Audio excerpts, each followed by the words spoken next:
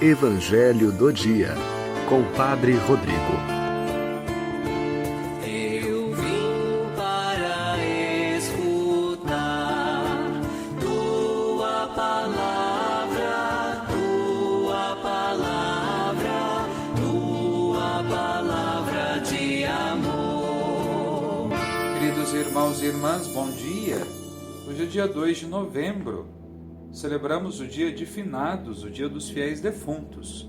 Então é dia de rezar pelos nossos parentes e amigos que já partiram desta vida, também por aquelas almas que precisam das nossas orações. O Senhor esteja convosco, Ele está no meio de nós. Proclamação do Evangelho de Jesus Cristo segundo João. Glória a vós, Senhor. Naquele tempo disse Jesus a seus discípulos: Não se perturbe o vosso coração. Tendes fé em Deus, tende fé em mim também. Na casa de meu Pai há muitas moradas. Se assim não fosse, eu vos teria dito: Vou preparar um lugar para vós. E quando eu tiver ido preparar-vos um lugar, voltarei e vos levarei comigo, a fim de que onde eu estiver, estejais também vós. E para onde eu vou, vós conheceis o caminho? Tomé disse a Jesus: Senhor, nós não sabemos para onde vais. Como podemos conhecer o caminho? Jesus respondeu: Eu sou o caminho, a verdade e a vida. Ninguém vai ao Pai senão por mim. Palavra da salvação. Glória a vós, Senhor. Queridos irmãos, queridas irmãs, a morte permanece para o ser humano um mistério muito profundo. Mistério cercado de respeito também pelos que não creem. Ser cristão muda alguma coisa no modo de considerar e enfrentar a morte? Qual a atitude do cristão diante da pergunta sobre o sentido último da existência humana, que a morte nos põe continuamente? A resposta se encontra na profundeza da nossa fé.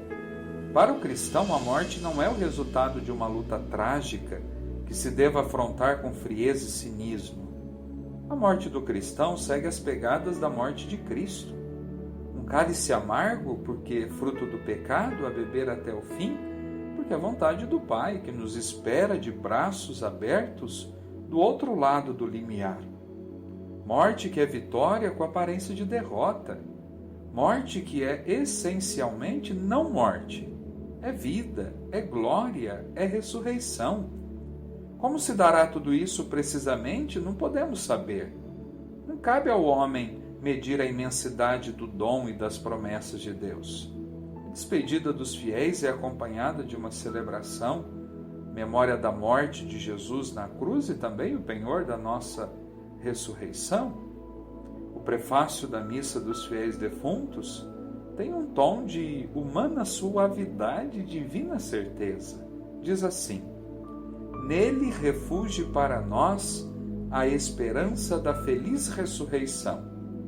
E aos que a certeza da morte entristece, a promessa da imortalidade consola. Ó Pai, para os que creem em vós, a vida não é tirada, mas transformada.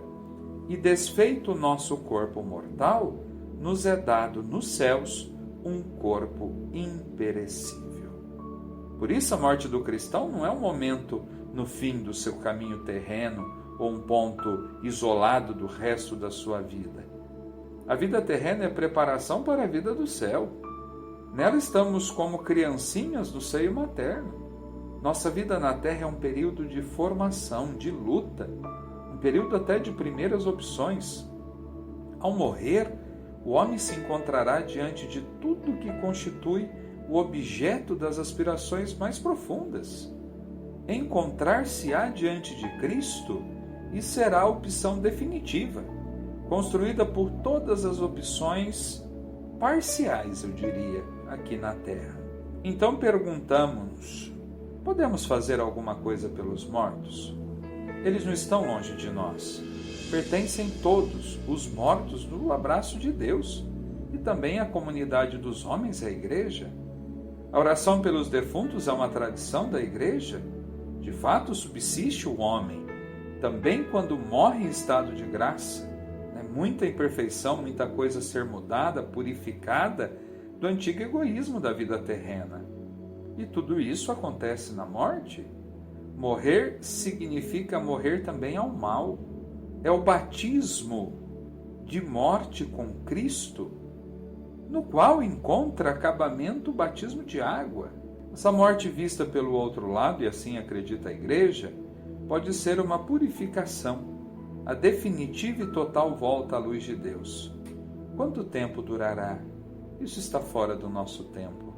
Não podemos determinar tempo nem lugar, mas partindo do nosso ponto de vista humano, há um tempo durante o qual consideramos alguém como morto e o ajudamos com nossa oração.